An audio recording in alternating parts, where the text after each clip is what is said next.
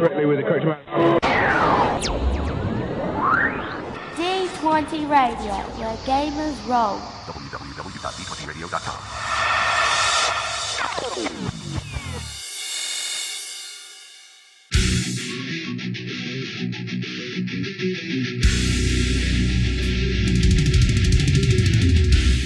Welcome to Me and Steve Talk RPGs, a podcast where me and my friend Steve try and help you get the most out of your role-playing game experience.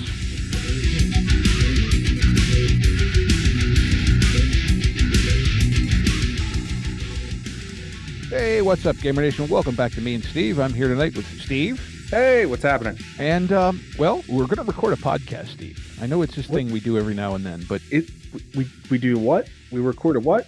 Don't worry, just talk when it's your turn. Oh, okay. But we also have a guest tonight, and who? A guest, like someone who's not named Steve. Oh, what's their name? Well, that's what I'm getting to.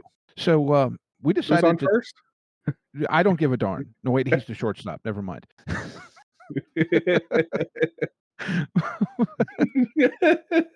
But anyway, so quite some time ago, we actually asked some of our listeners on our Discord channel what they'd like us to talk about, and the topic of adventures and writing them and so forth came up, and we happened to get in touch with someone who's, well, been around gaming for a long time, I'm sure written quite a good many adventures and has some insights on the topic. So with that, I'd like to welcome in the only person I know who keeps pythons in his power box and his children in fish tanks. Welcome, GM Hooley. Yes, I do. You had to bring that up, didn't you? That's great. Right. Welcome to the podcast, Hurley. Hey guys, hey Gamer Nation, how are you all? I'm back again and waiting for the abuse. No, seriously. I'm ready to go and talk about a fantastic topic that I'm glad you brought me onto the show about. So I do appreciate it. Thank you. Well, thank you. We enjoyed having you on the last time, and it's been something we've been looking to do, and the opportunity presented itself. So, welcome back. Indeed, and I can talk about snakes in not planes, but in power boxes. So yeah, that's certainly an encounter within itself, I guess. So why not?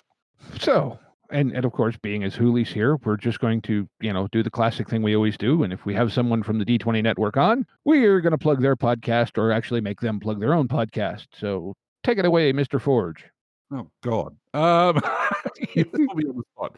So you can visit the Forge podcast, which is a podcast all about the Genesis role-playing game, originally by Fantasy Flight Games and now produced by Edge Studio. The Forge with myself, GM Hurley, and GM Chris as my co-host.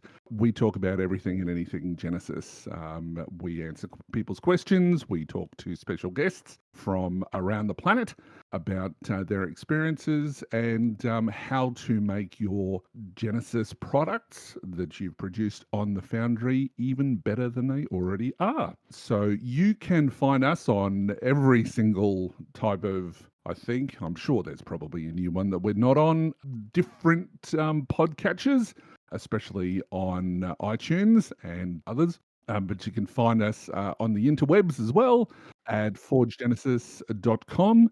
And yeah, we've got an episode coming up this week, in fact, or last week. I don't know when this episode will go out, but we'll be having an episode dedicated to creating weapons for your campaign. Really looking forward to that. Oh, cool. Take a look. Do it now. Yes, this should actually probably go out Tuesday. So.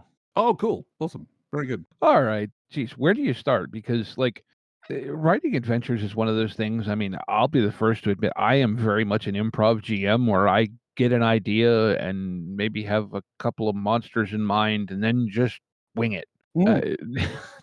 But I've tried to write stuff before, and I have, but my problem is I either hyper-focus on details, and then we all know what happens when you have those pesky players when you try to run an adventure. And so then all my detail is lost, and I end up just winging it anyway. And at some point, I went, just wing it in the first place, and But I know there's a little more of a method to it than my just wing it. I know that doesn't work for everybody.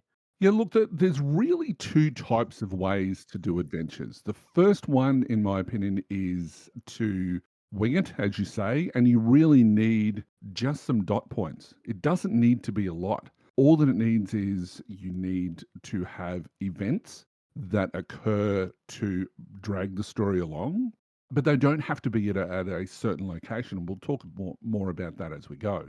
And the other one is to fully flesh it out.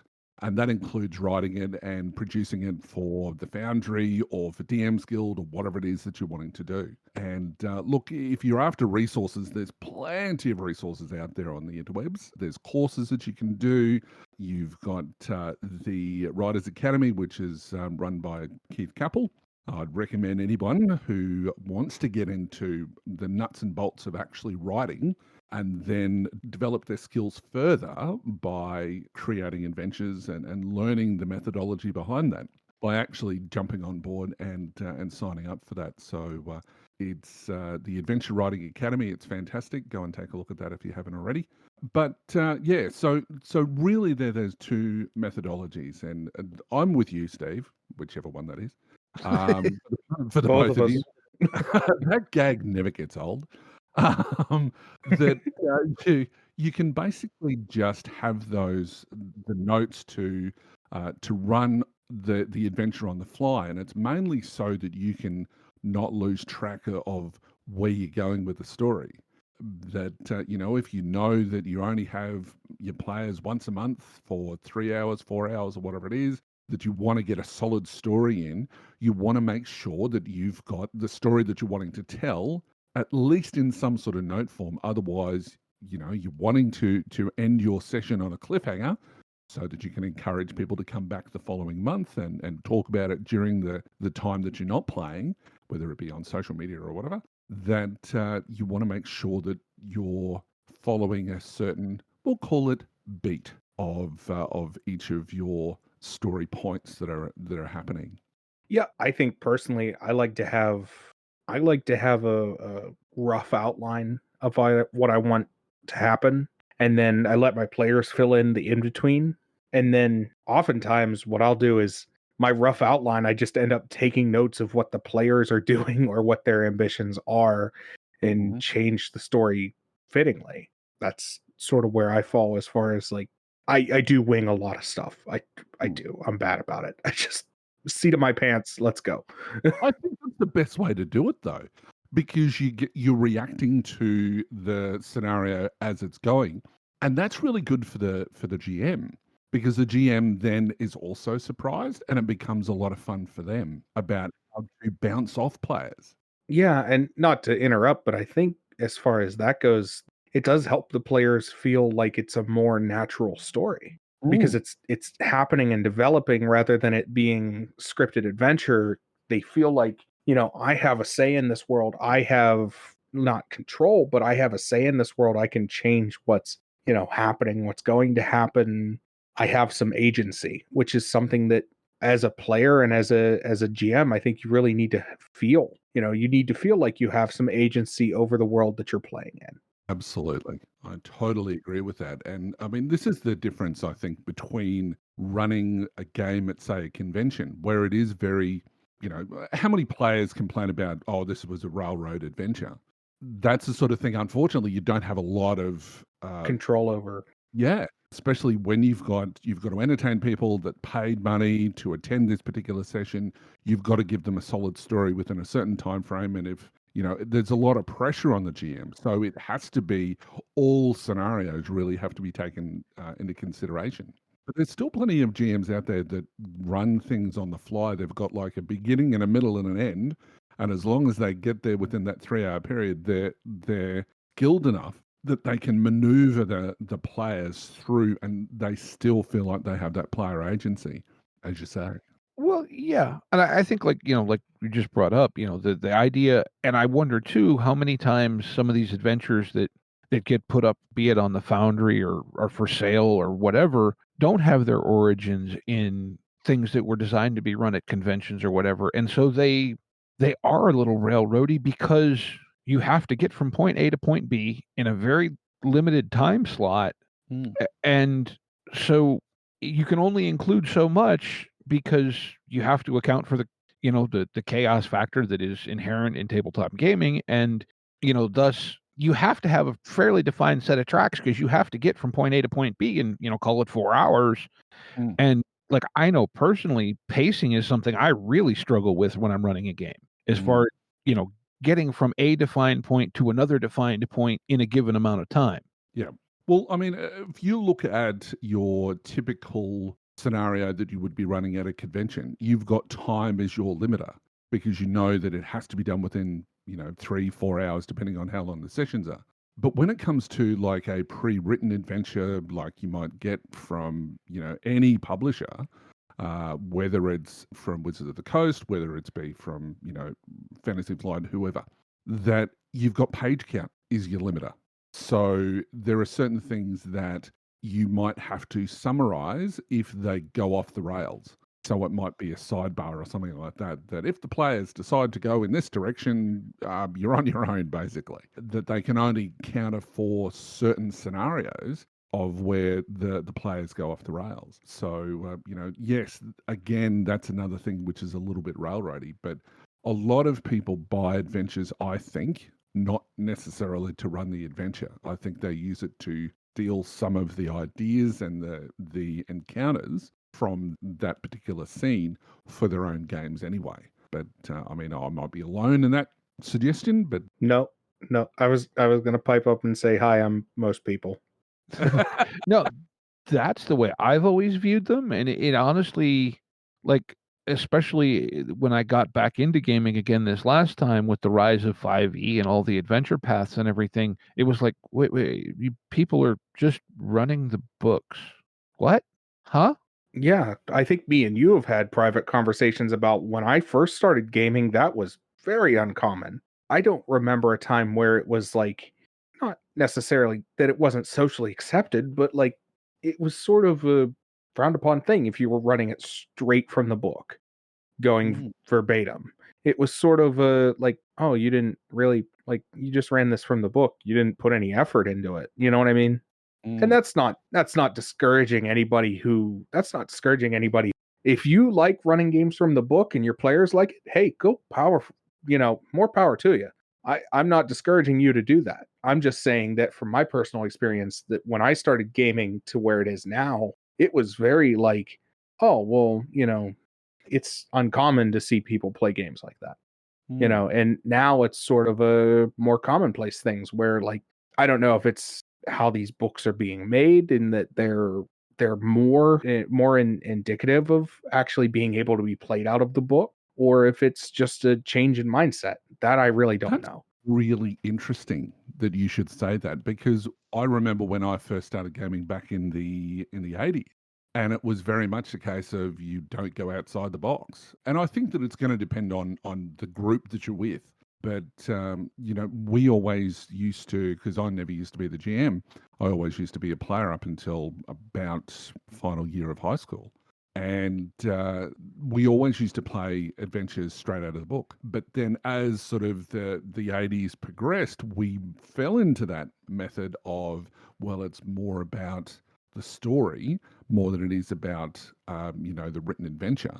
And so we had just a different GM who came into us from a different school, who had started there and was doing his last 2 years. And he was very much more about running adventures on the fly.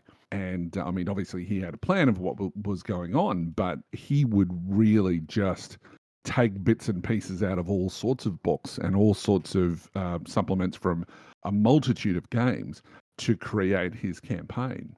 And now, as you say, we've moved into more about Wizards of the Coast, where they'll bring out an entire book, which will be an adventure, or you'll have Paizo, who'll bring out an adventure path that you play it from A to B, and you don't really deviate outside of that. And I really don't know why there is this sort of why people choose to do it very much on the railroad methodology, I guess, when it comes to running a game purely based on what's written versus the GM who just wants to run things on the fly. I don't know why there is this diversity, between those two sort of GM types. and I guess player types as well, because they have to have buy-in to go and play in these campaigns that are wholly and solely just to run from the book, and that's it. I don't know what the answer is. I wish I did. I wonder if some of it is, and I think this may also have something to do with the rise of streaming and podcasting. I wonder if some of it is that people are intimidated and think that they can't possibly come up with something original that's going to be as good as these professionals can put out, and are also, comparing themselves to, be it the Matt Mercers or the whoever, on whatever stream, whatever, that you choose to watch and whatnot. And, like they're intimidated because they just don't think that they're that creative. Yeah, there is a bit of that, and I don't know why people. I mean, obviously, it's kind of like for years and years before there was, podcasting or live streaming or whatever else, people were getting a lot of good ideas from, TV shows, but we never ever had the, oh, can I run a sci-fi campaign just as good as Babylon 5? That never happened. Nobody ever said that. They would say things like, well, I really like that concept, so I'm going to steal that for my game. Is it because there was that, I guess, the distance between watching something on TV versus actually watching someone role play, or is it something else? What's your thoughts on that? I'm not sure. I mean, I've always sort of looked at it's weird because I've always sort of looked at someone professionally role playing versus playing at home as kind of like bowling. Mm. There's professional bowlers and they get paid a lot of money and they're on television to do that. Mm. And then there's me and my friends and we're going to go down to the bowling alley this evening because it's $10 and we can, have a good time and laugh and carry on. Mm. And I sort of look at it that same way, but I wonder if there's maybe now that it's becoming more of a media entertainment type thing, if people are looking at it more of like movies or television, where you and your friends aren't going to go make a television show. True. So I wonder if that's maybe some of the mindset of like, oh, well, I'll never be Matt Mercer, so I'm not going to try, like, and we're big proponents of push, try, do it. Like the worst you're going to do is fail. Mm. And it's not going to be the end of the world. It's not as though that, Yes. you've invested $1 million an episode. Right. Right. Something like that. You're maybe out the price of a book, but you can still get that back and you can still have fun with it. All your friends can leave you and it can be, totally alone. Oh, that's really depressing. Hang on. That's not how it works.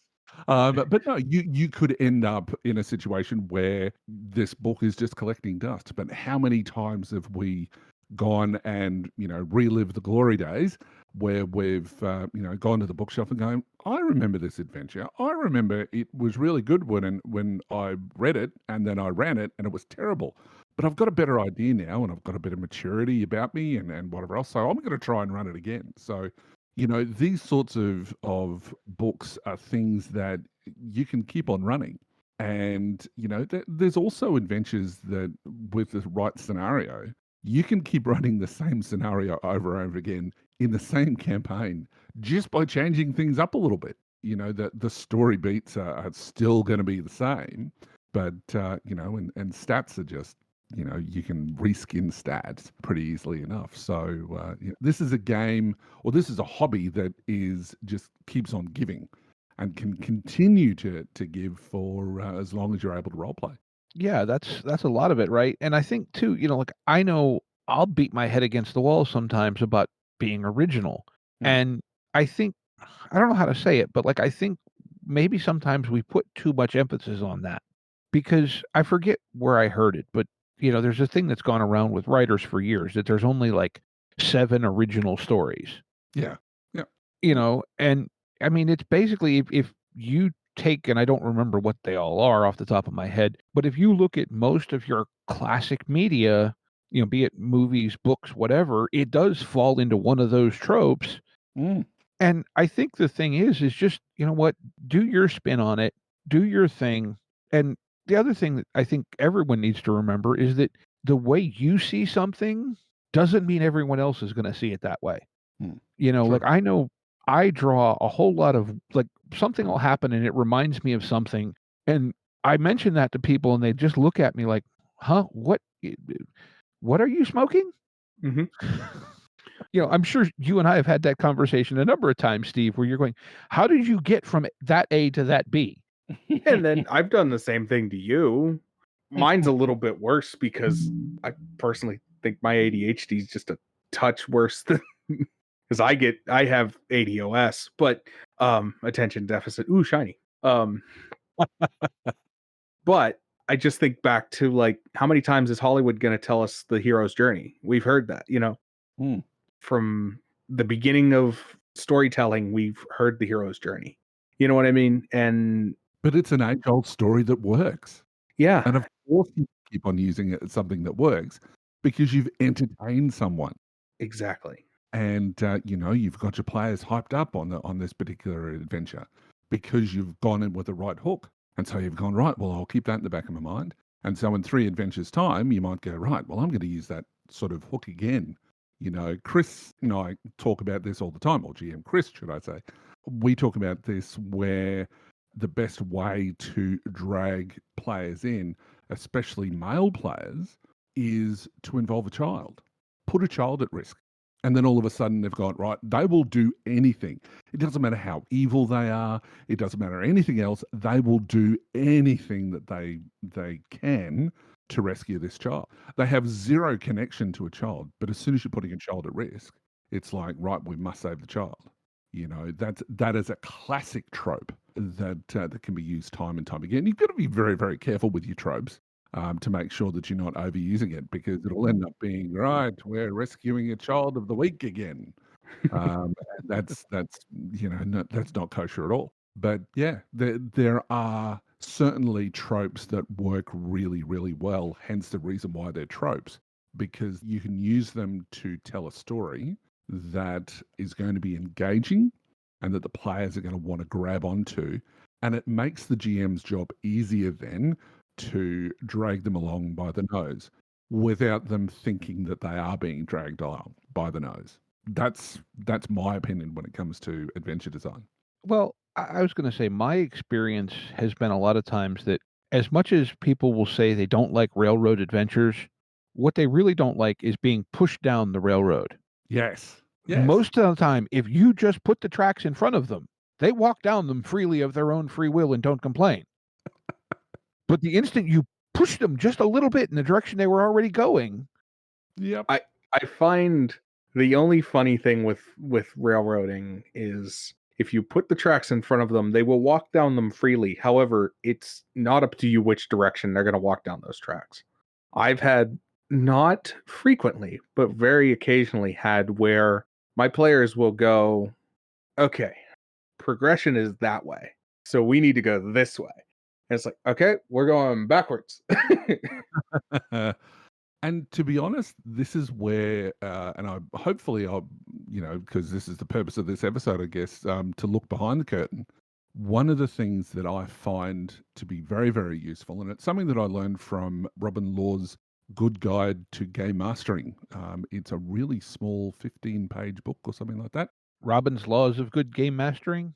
Yes, it is brilliant for anyone who's never GM before. It's very slimline, and he sets out quite clearly how to design an adventure where you've got the players who basically won't sit still in the one spot, or they will just completely oppose what you've suggested on the railway tracks, and they will just go on foot into the mountains via some Himalayas or something. I don't know. But the secret is that you don't, when it comes to an encounter, you don't set it at a specific location.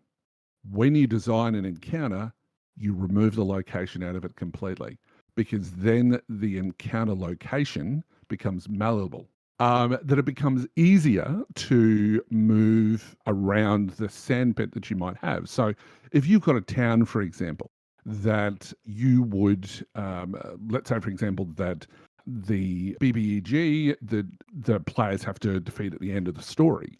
who's abducted the child, that the players will go, right, well, he could be in one of two locations. So we're going to go in this one because this seems the least obvious. Well, you just make sure that because they've gone up into the mountains, even though in your mind the hideout was in a canyon somewhere, that then becomes this building which is on a cliff face. So you just change the locations. It's exactly the same layout if you've got a map.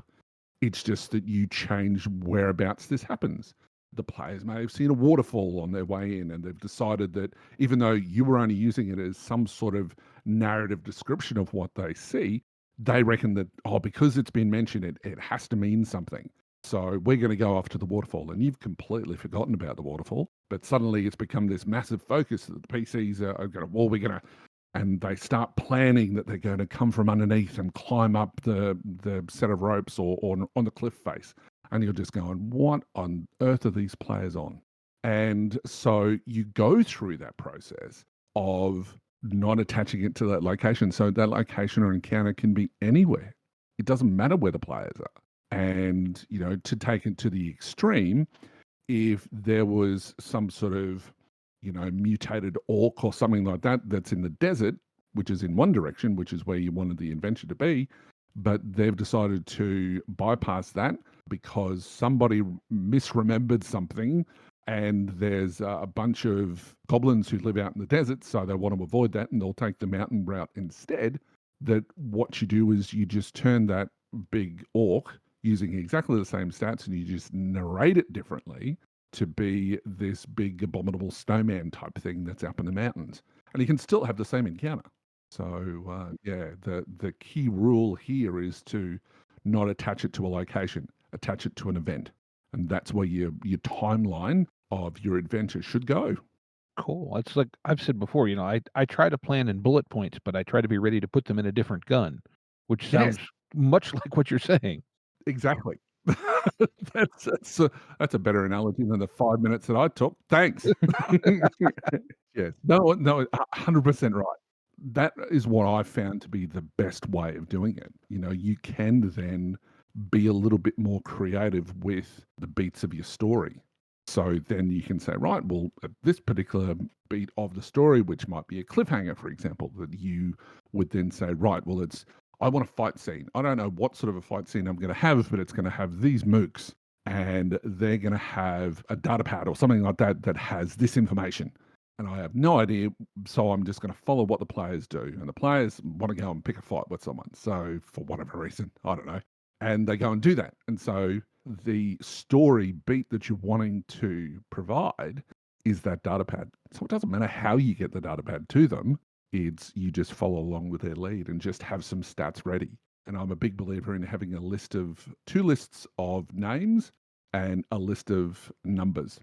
So translate that into Star Wars, I'll have like a whole heap of droid random names, like a couple of letters or 3 letters and a couple of numbers. And I'll have, and this is something that I'm now not going to remember his name, Jay Little, who designed the Star Wars RPG and designed the narrative dice system, was also responsible for doing the 2D20, which is what Modiphius uses now. That he was a big believer in, and is, to have A to Z, or Z, as people say, weirdos. So go from A to Z with a list of words. It doesn't matter what it is. They should be names of some sort, and then you have another list, and you just can pick from that if you've got random NPCs that turn up. That the players are notorious for going, and what's the guy's name? And you just go, oh, shit. Make up a name off the top of my head. But if you've got it prepared, that means that that's one less stress that you have to deal with. And I know we're sort of talking more about the way that you should run a session rather than adventure design, but it still kind of applies, I think. Oh, no, I agree. I was actually just going to kind of attempt to steer our ever-wandering selves back towards a little more maybe, designing adventures and writing them. But we were all involved in it, so that's the me and Steve way. But no, you did a thing that I remember hearing you talk about back when you were doing the Dice Pool podcast, and then I also found a resource on the R. Talsorian website. Mhm.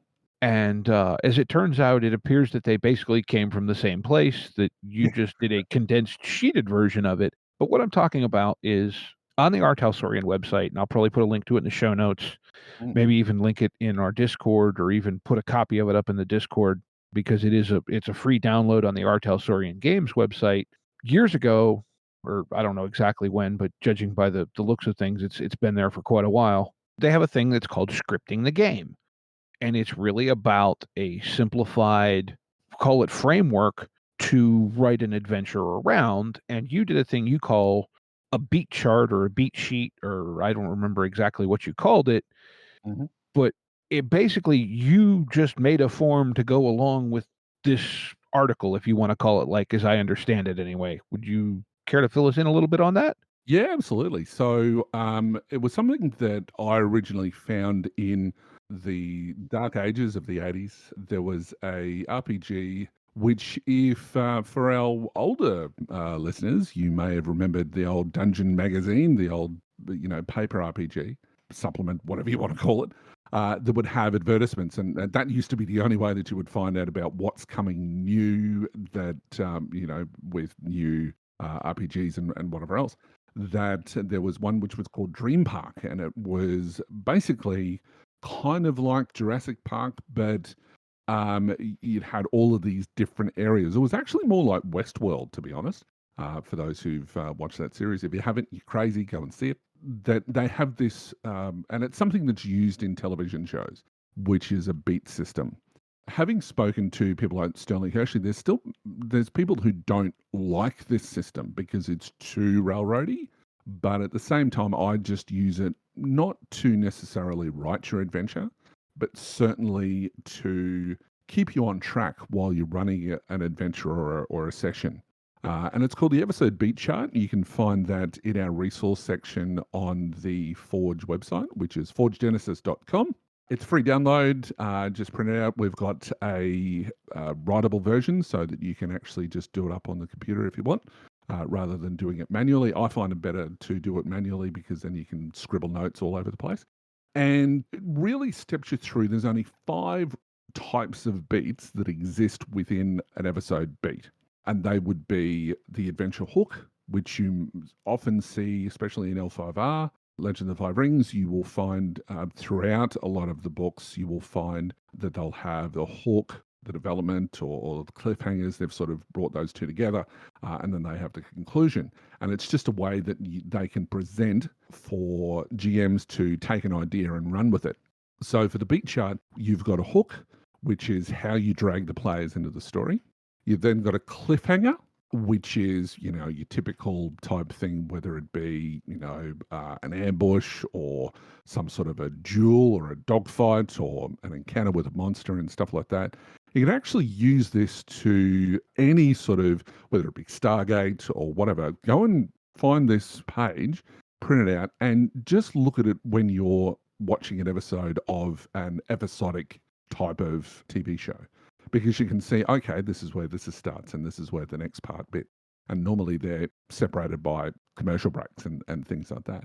So you've got the cliffhanger, and then you've got a cliffhanger is always followed by a development.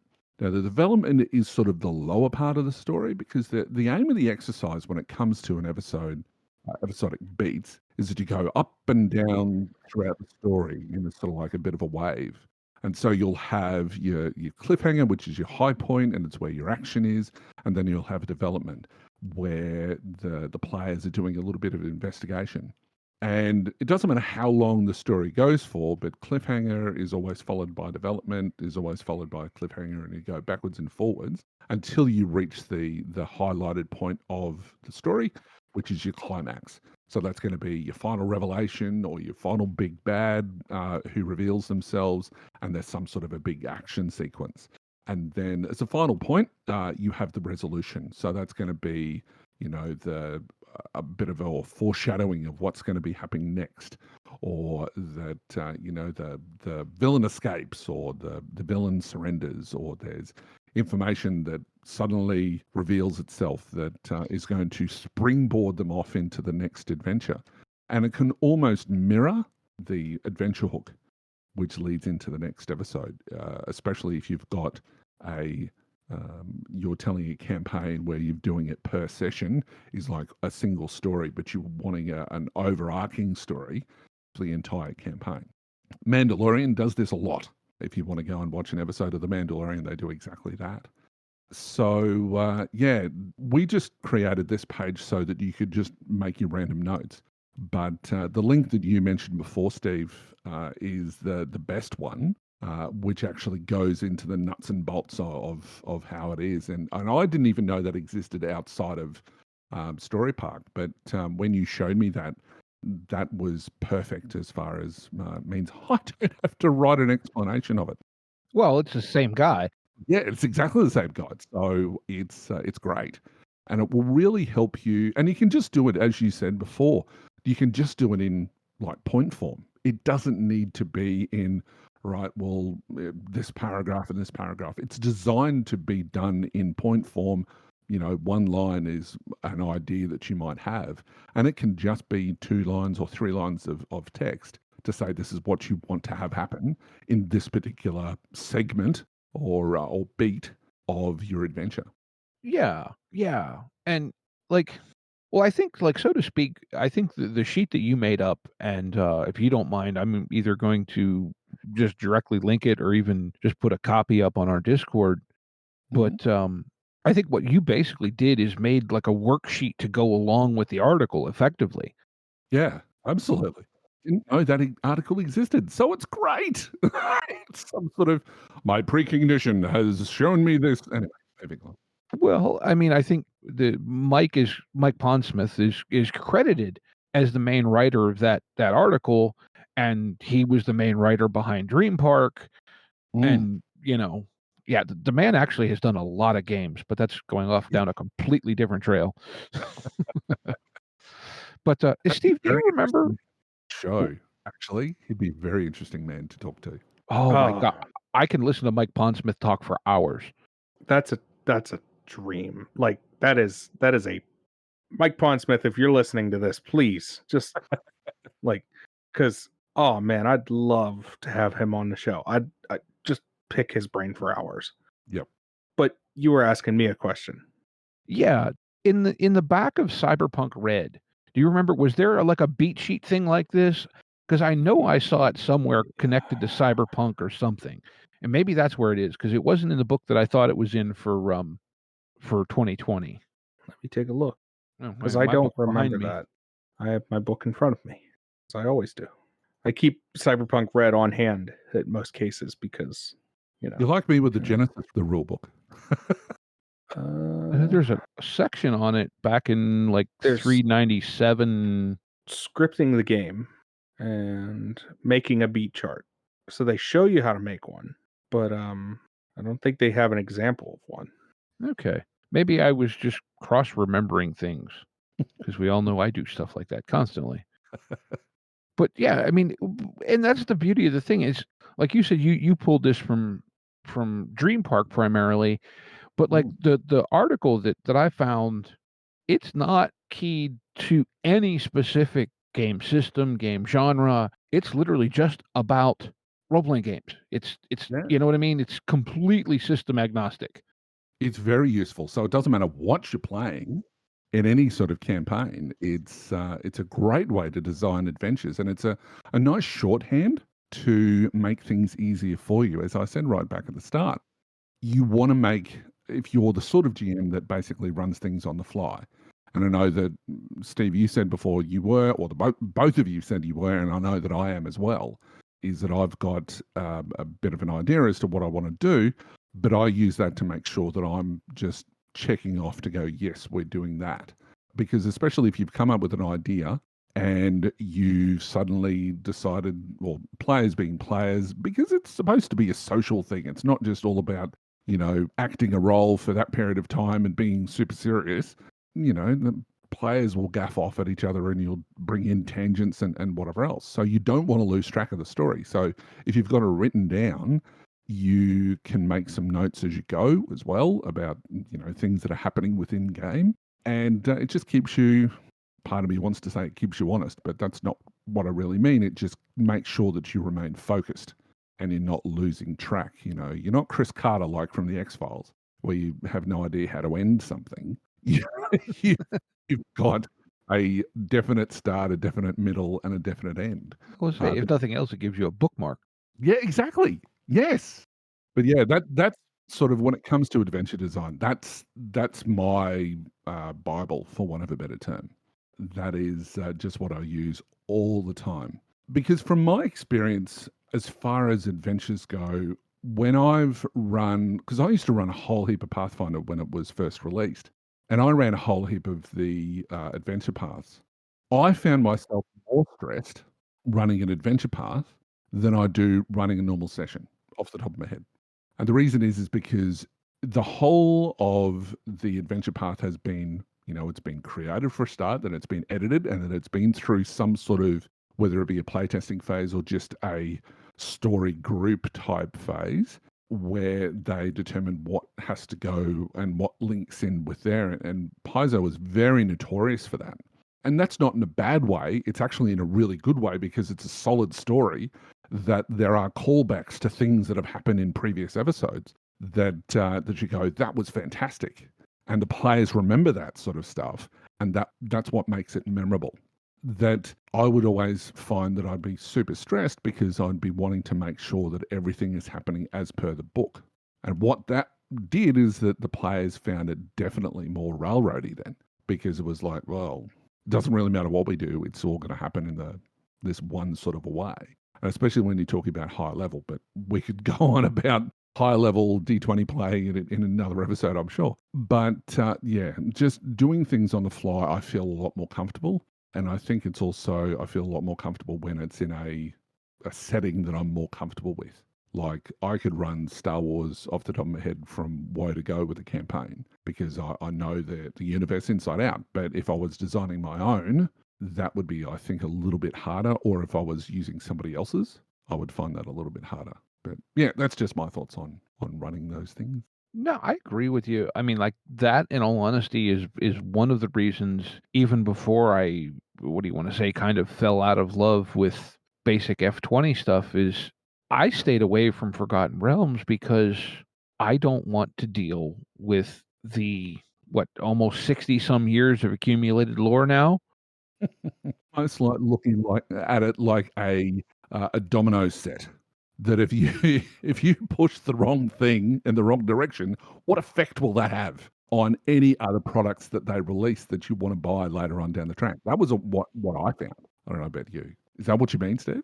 Kind of, yeah. Like, or just, how do you want to say it? Like, too, the other thing is, and again, maybe this goes back to, how we were talking about earlier, like, my early gaming was primarily, original stories or cut up, reassembled, some pre-written stuff. I mean, like, the first long-term campaign that I joined was an ongoing, at that point it was 5th edition Call of Cthulhu, but we were actually playing what at the time was a, what do you want to say, alternate setting, which has since become the Delta Green RPG all on its own. Ooh.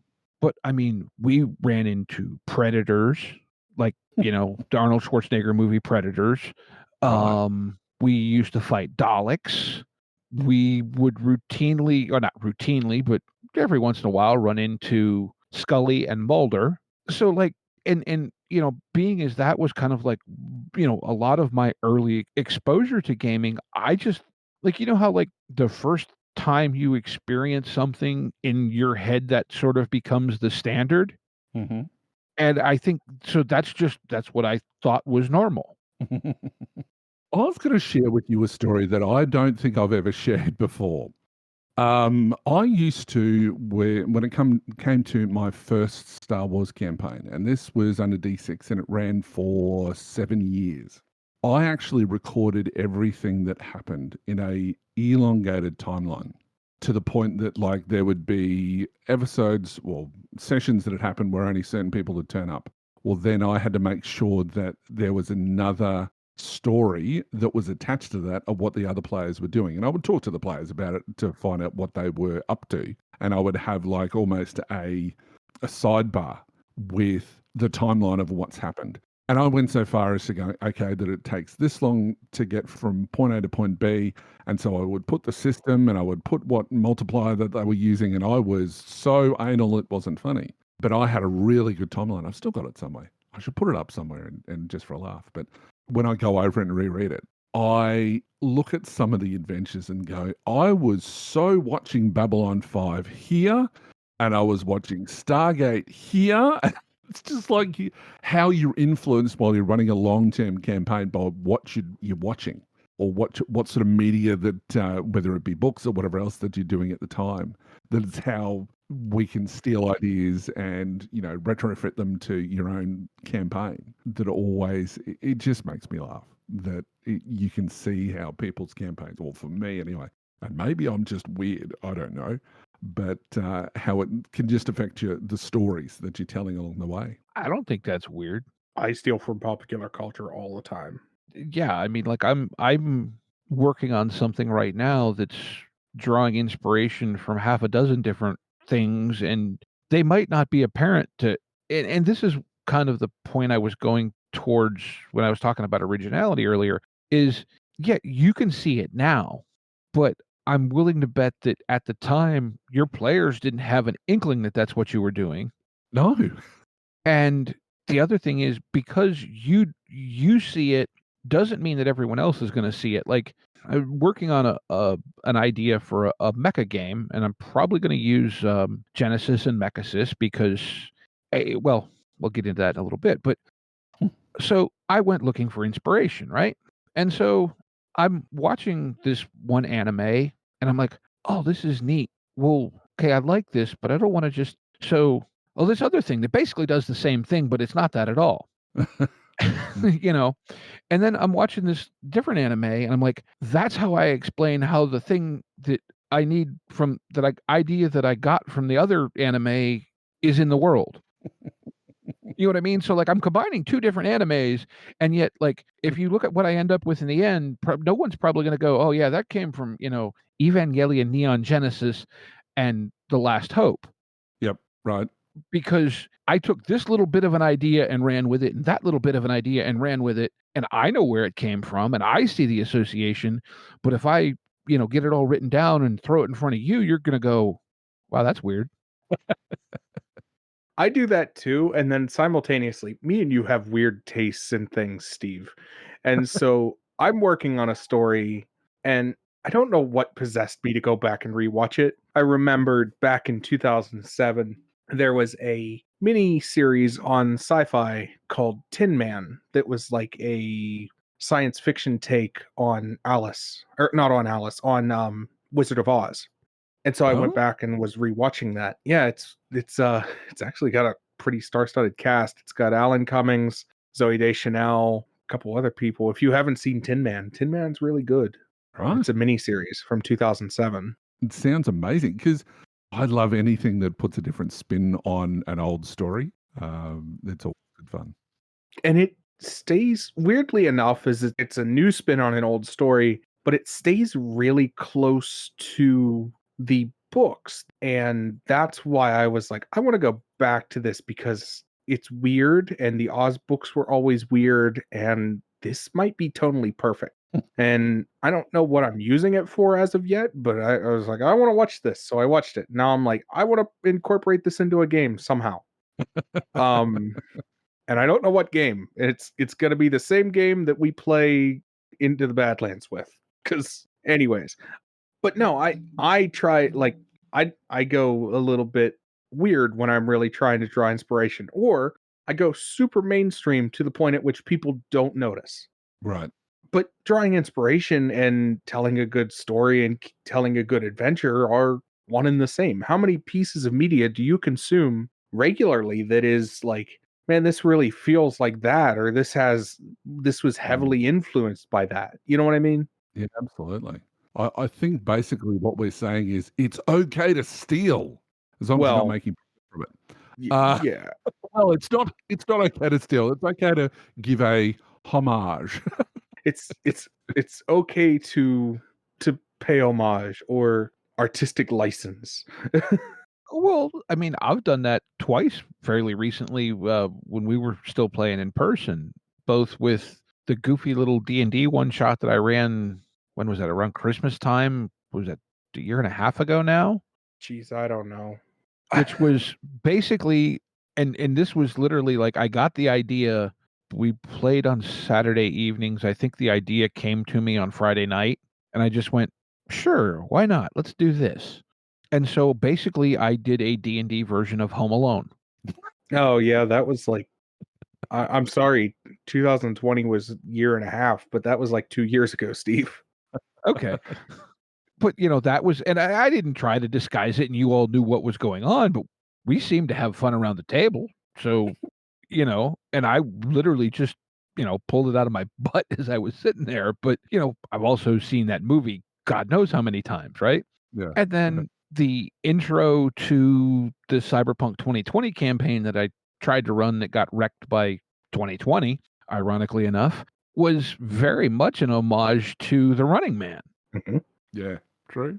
As you say, there's all sorts of inspirations everywhere. And I mean, you can, if you want to directly rip off stuff and make it like some sort of a spoof of something. For example, in high school, one of my friends, Justin, he wrote an entire campaign that we did. Well, it was like an elongated one shot, should I say, where it took us all day to do it. But we played Paranoia, but it was Star Wars, A New Hope. And that was some crazy, weird ass shit, that module, let me tell you.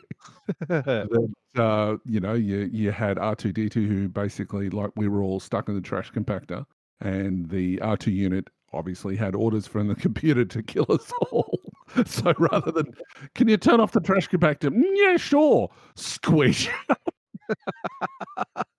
So, yeah, that's sort of, you can do all sorts of crazy stuff. Yeah. But the thing is, as you said right from the start, there's no such thing as an original idea. What makes a story original is how that non-original idea is twisted into an original concept. And I think that makes the big difference when you're talking about adventure design. And I know I try to keep bringing us back to this too. That it's just because you're using somewhere else for inspiration doesn't make it a bad thing. And you don't have to replicate that. You can just make it your own and, not worry about what other people have done, not worry about what has come before. Do something because, ultimately, as you said, players don't care as long as they're having fun. With Star Wars, if you are ripping off an idea of some Stargate episode and you bring it across into Star Wars, you're not going to have the people from Paramount or wherever it is that Stargate was done, knocking on your door saying, "Oh, I'm sorry, you can't do that. That's inappropriate." And suddenly George turns up and says, I'm sorry, these two universes can't cross. So, you're all getting sued. That's never going to happen. So, do what you want to do. And if you've got some engaged players, you're doing the right thing. If your players want to come back next week and take part in the next adventure, well, you're doing something right. Simple as that. Yeah, and I mean, the thing is, the other thing too, like you said, paying tribute, even unabashedly, so to speak, ripping it off and doing whatever. If all you're doing it for is fun, then it's fun. And, look, within this, community, that's the thing, right? And so many of us love the same things in some form or other. Yeah. And you're talking about stuff getting ripped off. I just came to mind, a couple years back, there's a stream/podcast that comes out of the UK called The High Rollers. Mhm. And for a Christmas special episode, they did a D&D version of Die Hard. And Matt Mercer guested on it. Oh, really? Yes. That's awesome. I need to track this down now. I'm out. Bye. No, seriously. But yeah, and then it was set in the same campaign world, the original campaign world that they'd been playing in. And at first it, like I was listening to it and I'm like, okay. And then it became, blatantly obvious that yes, they were, and then, like he was giving like bonus inspiration if you could work in lines from the movie and all sorts of stuff, I love it. I mean, I'm sort of notorious for that with when it comes to running Star Wars or any Genesis. As far as I have a big belief that as long as it sounds cool on film, or if it sounds cool and it would potentially look good on film, it happens. And spend a story point. And I did that with D&D when I run D&D for a group of kids at my son's old school. And one of them just sort of like piped up and he was a bit animated about what he wanted to do. You could clearly see when it wasn't his turn, he was working out how he could sort of describe this scene. And it was a skeleton and it was on like something like 7 hit points or something like that. And ultimately, he didn't do enough damage to it at all to do what he wanted to do. And I just said, spend a point of inspiration, and it happens. And the description that he'd given is that he'd basically wanted to smack this skeleton in the chops, and its head had spun around, and then flicked off and sprayed water into one of the enemy's faces. And I just said, look, that sounds cool on film for me. That's, spend a point of inspiration. It happens. Yeah. And so the next thing it turns, and I know that that's going into a different topic altogether about how to run games. But, those sorts of things, as long as people are having fun, it ultimately doesn't matter whether you think, because you're going to always be your own worst critic, that the story that you're running is going to be good, because as long as the players are having fun and they seem to be having fun at the table and they're talking about it and they're really engaged, you're doing fine.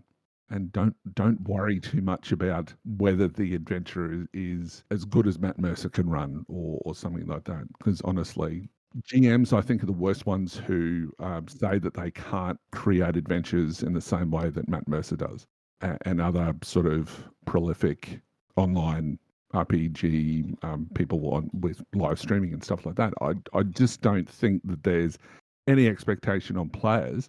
For the most part, players are just happy to be playing, and in this wonderful COVID world that we live in, players are just happy to be in the same room as someone, not just a whole group of people, but just one person would be enough. So yeah, that's just my thoughts. No, yeah. Like, I think, and it's a whole lot easier to say than it is to do, but I think the biggest thing to writing an adventure is just don't stress about it. Do Mm. something that you think's fun. Yep. And read what the players do and go from there. Yeah. And that also includes their backstory too. I think if you're running a home game, it's a little bit different than if you're running something or writing something for, one of the platforms, whether it be GM's Guild or the Foundry. But make sure that you don't forget what the players have put some sort of effort into, should I say, that if they've done a big backstory, reward that. Make sure that that comes back into the adventures in some way, shape, or form. It's one of the reasons why I love obligation in Edge of the Empire, because obligation, as far as the mechanic goes, it's great for character generation. It puts a backstory on the players straight away, or on the player characters straight away, and it forces the GM to come up with an idea for the next session that's going to drag in the players, because as long as a player character or a player, their character is involved in the story, give them a hook. And that's going to sort of make them engaged with the story. And then they're going to obviously be working out a way for the other players to get involved as well. So they're doing half your job for you rather than just the whole hook side of things, that they're bringing in the rest of the players. So they're doing half your job for you. So it makes it easier. Well, yeah, it's just like you were saying, in that case, your obligation provides your hook, which is the first thing on your beat sheet. Exactly. And one thing that GM Phil suggested, which I think is a brilliant idea, is that you always roll the obligation for the next session. So you roll it at the end of the session for the next session. And the reason why you do that is so that the players have got this idea of, oh, right, so it's going to be this person's obligation for the next session. What could it be? And so they come up with these brilliant ideas, and they'll be communicating it via, social media or whatever else. And then you can look at that and go, I've got no idea what it's going to be. And then you can steal off their ideas. It wouldn't be the first time I've done that during a session where they're speculating what something could be. And then you go, yeah, I really like that one. and you just make that happen on the fly. And so you then have another level of buy-in from players then as well, is because they go, "Oh, you were so right. That was amazing. How did you do that?" "I don't know. I just guessed." Or if they're a narcissist, they said, "Yeah, I knew that all along." But yeah, it is one of those little, I guess, little skills that you could use as well, little tactics to make a game just a little bit better while you're running it too. Yeah. Don't be, well, like we said, plan in bullet points and don't be afraid to put them in a different gun. Yes, yes, exactly. See, you should have just been given your point forms, right? I'm a great idea person, but I get the idea and that's as far as I get. And I probably should print off like 6,324 copies of this beat chart and just keep them around at all times to scribble things on. Yeah. Look, I've got an entire folder of in a similar sort of way where I've just written down ideas. Go, wouldn't this be cool? And you just put those in your GM folder that everybody should have, no matter what game you're running, and just go, right, well, this would be a really cool adventure. How can I make that work in? So yeah, that's sort of if you're that sort of person, do it. Yeah. Well, I've got a Google Doc that's nothing but just, 1 or 2 line ideas for this, that, and every other system. Yep. And those ideas can spawn entire campaigns. Mm-hmm. Yeah. So, look, can I make a little bit of a summary about what we've talked about? Absolutely. So that would be, I think, a really good way to make sure that we're staying on topic. So when it comes to it, when you go and design your adventures, make sure that you've got your players first in mind, especially where they've done backstories. Involve those backstories as much as you possibly can because it's rewarding players for the time that they've spent to create the backstory, gives them buy-in, gives them involvement, and they will then that sort of enthusiasm is then contagious, and it can then bring in everybody along for the ride as well. That's probably point number one. Point number two is that point form is what you need. Make sure that you've got each of your ideas for each scenario or encounter, that you've got just some brief notes as to where you're going to go with the story. Rule number 3 would be to make sure that you've got a clear story in your head before you start, just in that note form. Make sure that it just helps you to run your sessions from woe to go, whether it be or your campaign. You can even do it in that sort of size if you want.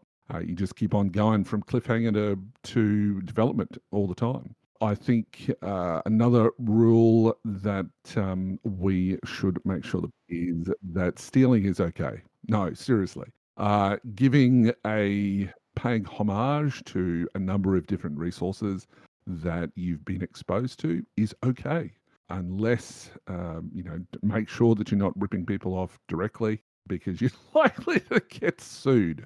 But yeah, it's okay to borrow from people's ideas to come up with your own.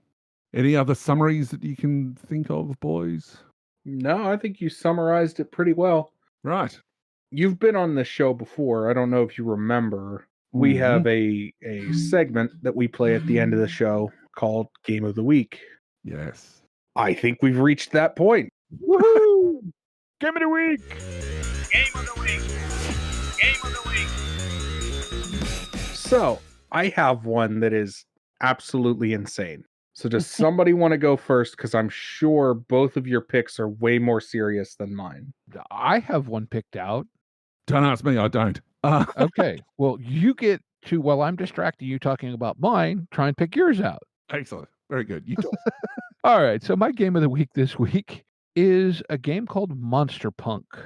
And what this is, I don't know a lot about it other than the write-up on Drive-Thru seems interesting and kind of up my alley. Monster Punk is a post-apocalyptic RPG of humans, monsters, and humans becoming monsters. In it, player characters make life-binding pacts with magical creatures to survive in a harsh world dominated by monsters. Humans in Monster Punks are subordinates, food or slaves of the monsters that have taken over the world.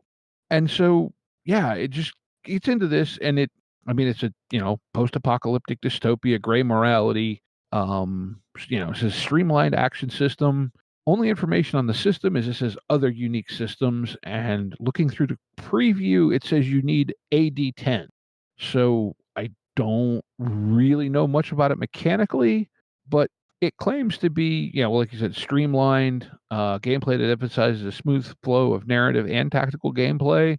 So I don't think it's going to be anything too complex. Does mention that it has limit breaks, a la Final Fantasy. But I mean, PDF is 264 pages, and it's going for all of $10 for just the PDF. So I mean, I Oh, might buy it just to rip ideas out of. remember, we've said it's okay. Hey, you know what? Not to sidetrack and loop back around, but if anyone looks at D&D and doesn't see a heavy J.R.R. Tolkien influence, Yeah. you know what I mean? But that's the whole thing, right? You take and I'm going to tangent for a second because I can. Our show, whatever. Um, but I think stories in many ways are kind of like technology, right? It doesn't expand linearly; it expands exponentially Hmm. because you take this little thing and do this off of it. And somebody else takes this little thing and does it off of it, and then 4 more people start working off those things, and it expands. Like I said, exponentially as opposed to just adding on. Hmm.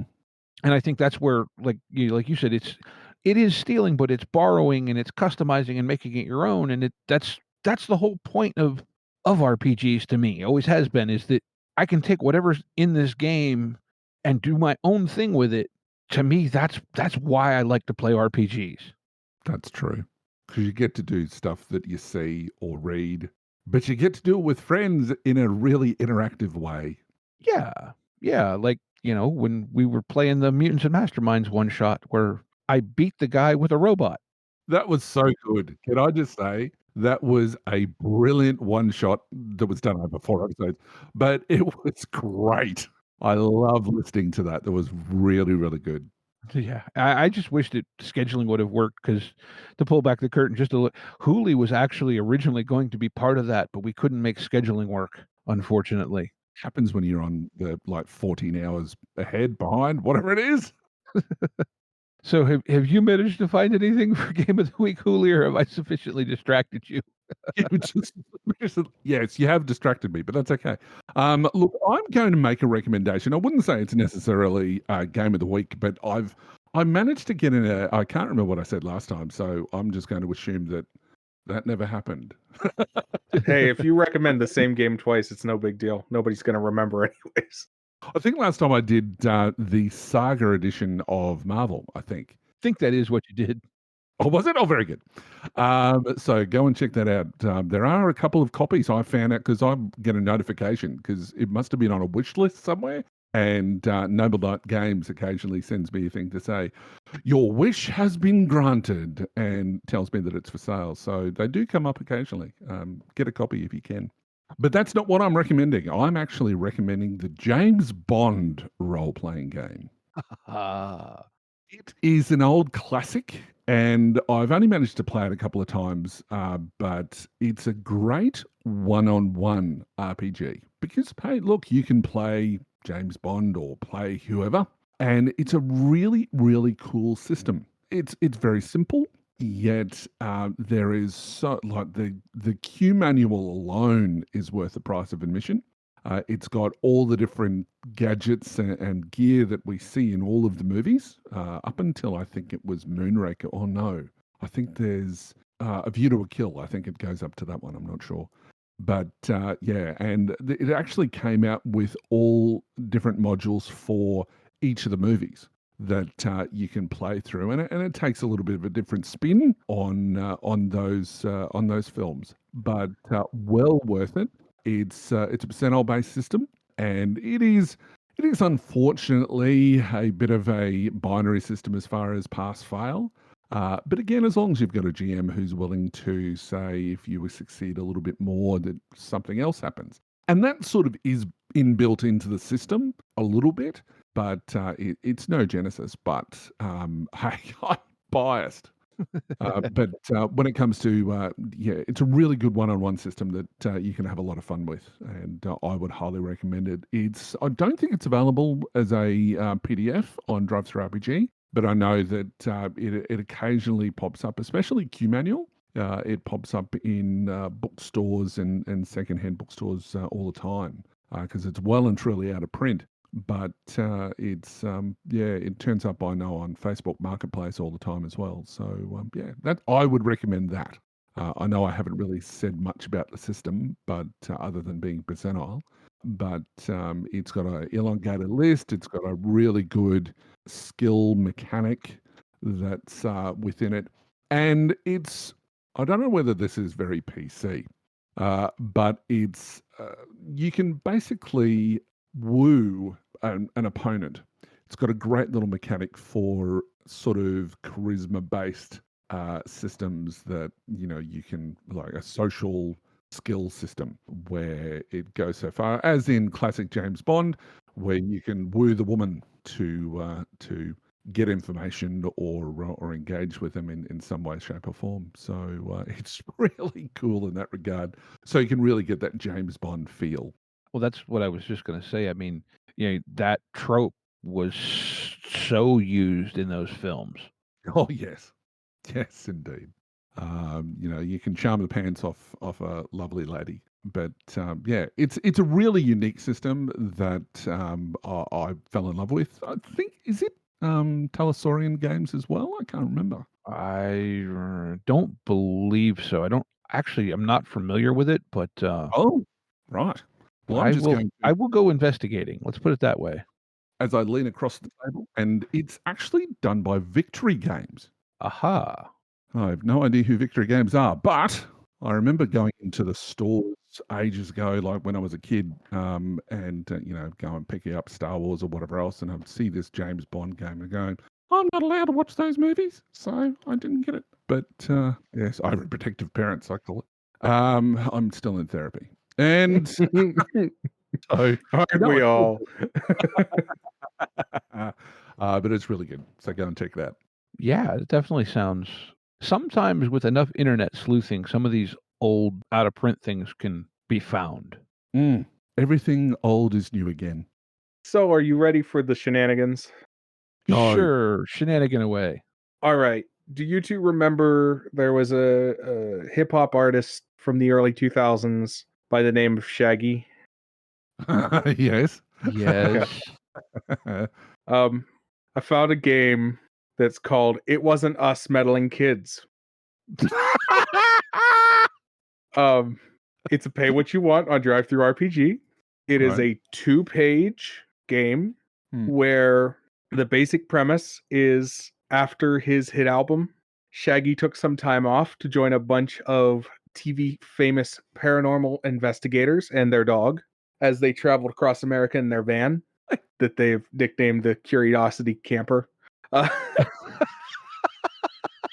Due to a licensing issue, Shaggy wasn't allowed to use the titles of any of his hit songs during this period and had to get by with the help of a thesaurus and his own ability to improvise whatever he was required to perform.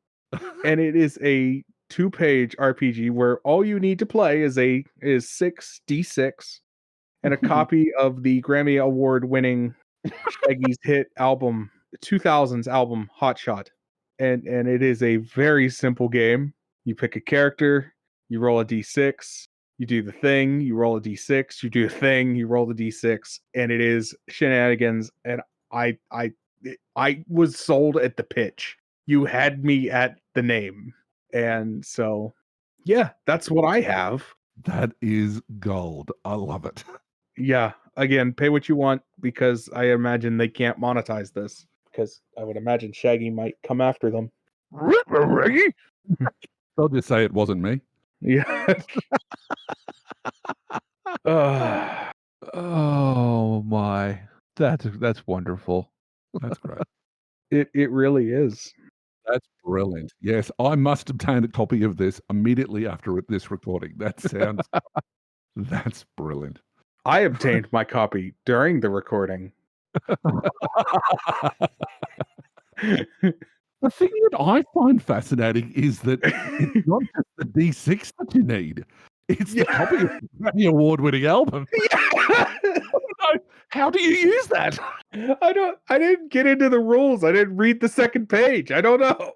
What's the mechanic that actually requires the use of a Grammy Award-winning album by I Shaggy? imagine you just play it in the background while you're playing the game, but who knows? I need to know more.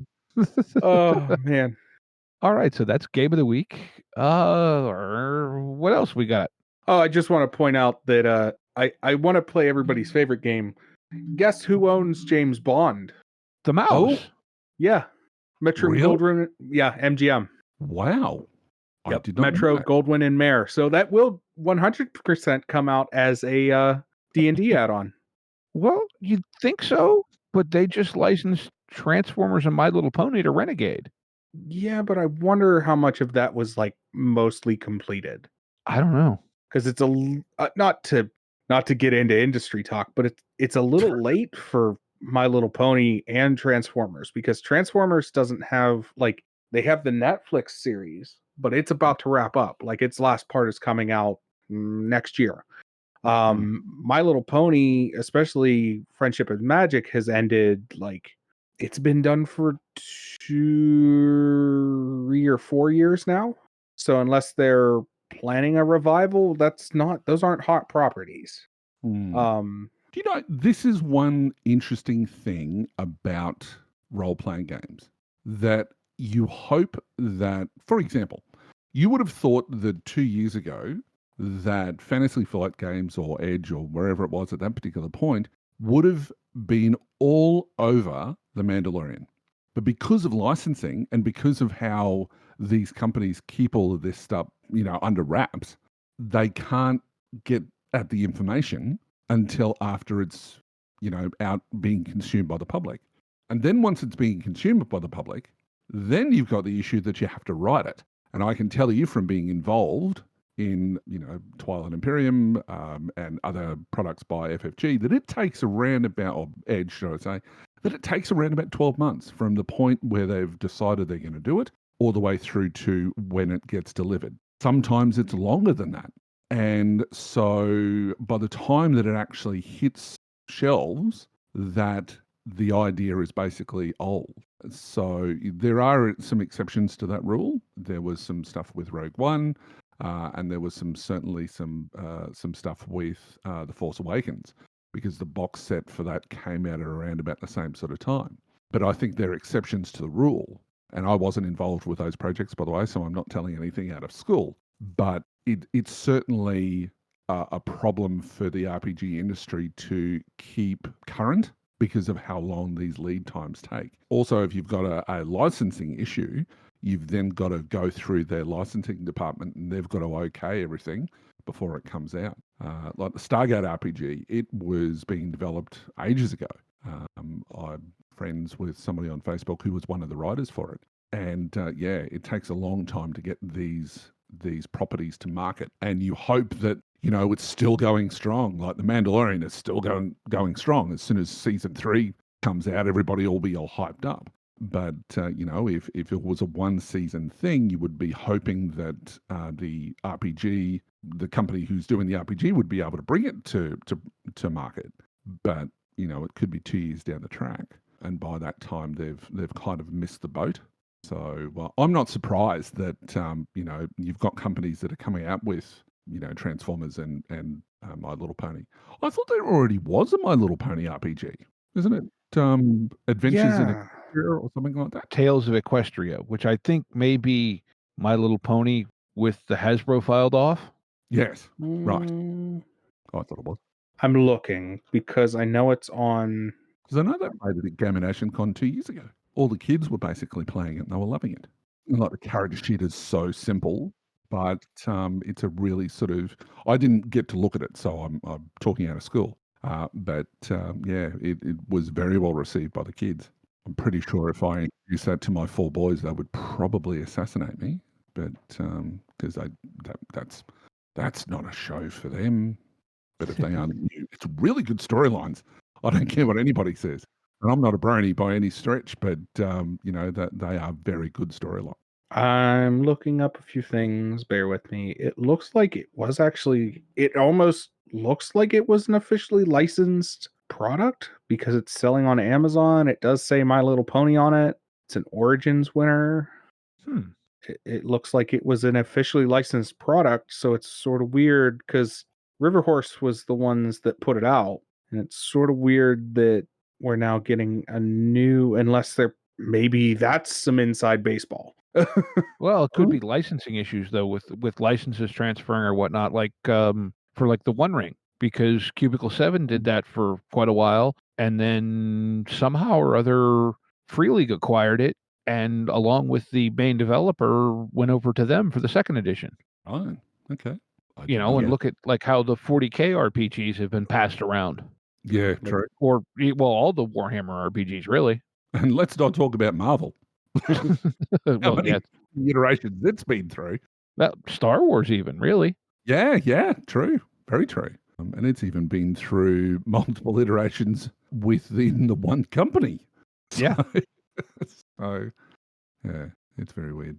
Yeah, it's odd, but we're dragging on at this point. So Yes, we are. But I tell you what, if you want to play an RPG based around Transformers, you can always grab a copy of Genesis from your favorite local gaming store. Or, and also while you're there, you can also download a copy of Mechasys by our friends over at the name of the company that I can't Studio remember. 404. With Studio 404. Thanks. I you can know edit this because I just bought that last week. It's really good. So yeah, go and check that out too. So yeah, and you can have your Transformers RPG. Yeah, and in a probably better system. Exactly. Well, of course, it's good. since we were talking about Artel Saurian earlier today, they had a mecha system. I've never played it, but it was called Mechton Zeta. Well, Oh. Mechton is Mechton Zeta was the first, and then they put out Mechton Zeta Plus. Everything I've seen. Okay, I'm gonna nerd out for a minute because I was all over this when I first saw it, and I think I talked about it on the podcast. Right. Mhm. It's kind of a co-opted Cyberpunk 2020 Oh. to play mecha games.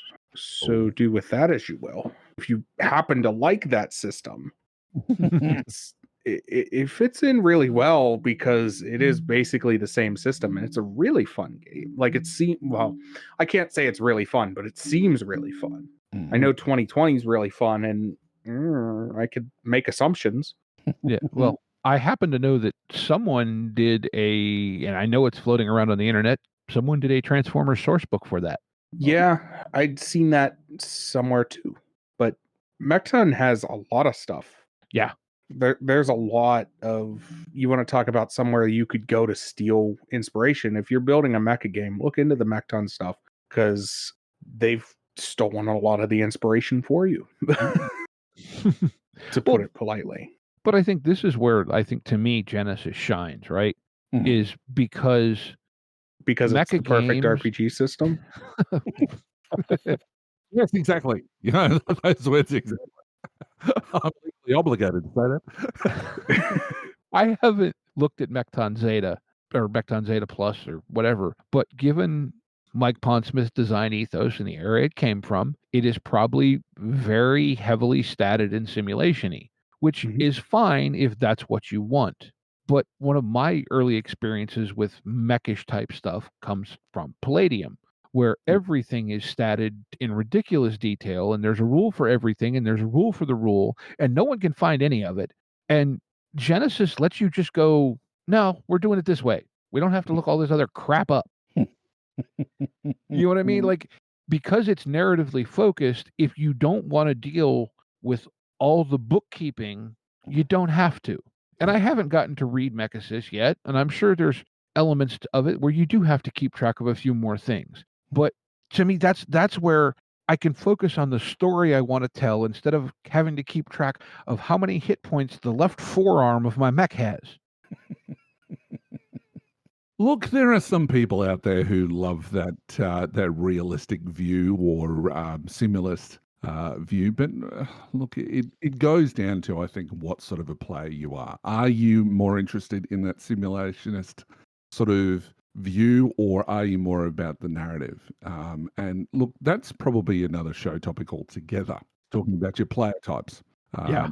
I've got a person who you would love to have on. If we had him on the Dice Pool at one stage, Mike Molyneux. He's got a little bit of a psychology background, and he got really heavily involved in working out player types of different people. And there's also the Robin Laws. You can find a couple of people have designed online programs that you can answer a few questions, and suddenly it'll develop for you exactly what sort of a player type you are. Yeah. Yeah, we had actually done. Oh, you did? Oh, okay. Yeah, we'd actually done an episode using Robin's laws for RPG because they did have the player type stuff in there, and we talked about the player types, and we did a whole episode on that, and that's in our Wayback Machine. I think that was like episode 2. Yeah. I must have missed that episode. But anyway, I will now go back and listen to it because I love like finding out about the psychology behind certain player types, because it can help you as a GM to work out what it is that you need to include in your adventures. Look at that. I've brought it back to the original idea. There you go. All right. Well, with that, I do want to thank you for coming on, GM Hooley. Always a pleasure. Always. Where can people find you? Here. No, I'm not telling you where I live. You can find me here in Australia. No, you can find me on a number of places. You can find me on Twitter under GM Hooley. You can also find me on Facebook under GM Hooley, surprisingly enough. But you can also find us at the Forge Genesis RPG podcast, where I occasionally pop up and say hi. You can also find us on our Discord channel, but you have to be a Patreon to be part of that. But I also occasionally pop in and say hi to the guys here, Steve and Steve Talk RPGs. And that is the name of your podcast, I hope. Close enough. I'll pop up. And if you've got any questions, just dump me a note. I'm on Discord as GM Hurley as well. And if you've got any questions, let me know. I'm more than happy to give some advice, whether it be right or wrong. I hold no responsibility for it all, but I'll be quick to give you an opinion. That's for sure. Yeah. Yeah. Thank you very much. Yes. Thank you so much for coming on the show. Is there anything else you needed to add, Steve? No, I think I'm good. All right. And with that, we do want to remind you to be kind to one another and get out there and play some RPGs. Take care, y'all. Bye. Intro and outro music by the band 12 Noon. You can email us at meandsteverpg@gmail.com. You can find us on Twitter at @RPGs. Find us on Facebook at Me and Steve RPG Podcast. On Discord at Me and Steve RPGs. And as always, all of these links are in the show notes. Thank you, and be kind to one another.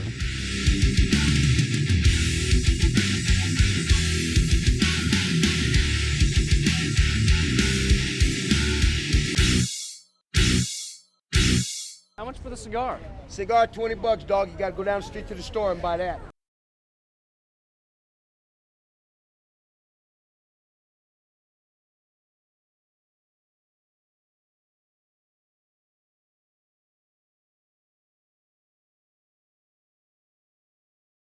Becomes malleable. I can't say that word. It becomes adaptable. Malleable. That's a word. Yes. Agent Scully and Mulder. No, you were right. Sculder and Molly. Because I do have to stop the thingy. Hang on. Where to channel? Where to channel?